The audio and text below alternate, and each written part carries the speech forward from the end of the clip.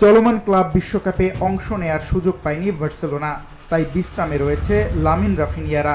এর মধ্যে বড় দুঃসংবাদ পেয়েছে কাতালান ক্লাবটি। ফাইন্যান্সিয়াল মনিটরিং নীতি ভাঙায় বার্সেলোনাকে প্রায় 15 মিলিয়ন ইউরো জরিমানা করেছে ইউরোপীয় ফুটবলের নিয়ন্ত্রক সংস্থা উয়েফা।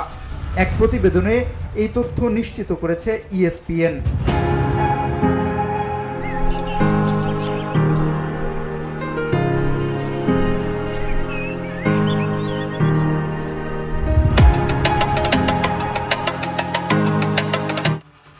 এই শাস্তির তালিকায় রয়েছে চেলসিও। বার্সার চেয়েও দ্বিগুণেরও বেশি, প্রায় 31 মিলিয়ন ইউরো গুনতে হবে সাবেক ইংলিশ চ্যাম্পিয়ন চেলসিকে। প্রতিবেদনে বলা হয়েছে, পরবর্তী 2 বছরে অর্থনৈতিক প্রতিপালন মানসম্মত পর্যায়ে পৌঁছাতে না পারলে আরও 45 মিলিয়ন ইউরো গুনতে হবে বার্সেলোনাকে।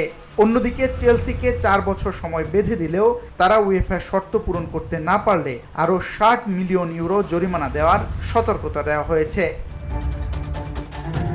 বার্সা ও চেলসি উভয় ক্লাবই 2024 সালে উয়েফা নির্ধারিত অর্থনৈতিক লক্ষ্য পূরণ করতে পারেনি। ফলে সংস্থাটি তাদের ফাইন্যান্সিয়াল অ্যাকাউন্টের উপর নিষেধাজ্ঞার পাশাপাশি 10 মিলিয়ন ইউরো পরিশোধ করতে বলেছিল। ইতোমধ্যে আরোপিত জরিমানা এবং ভবিষ্যতেও একই পরিস্থিতির শঙ্কায় পড়া দলগুলো নতুন করে খেলোয়াড় কেনার ক্ষেত্রেও ঝামেলায় পড়তে যাচ্ছে।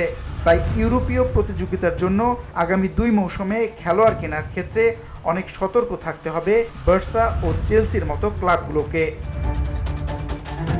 VOD Bangla news desk.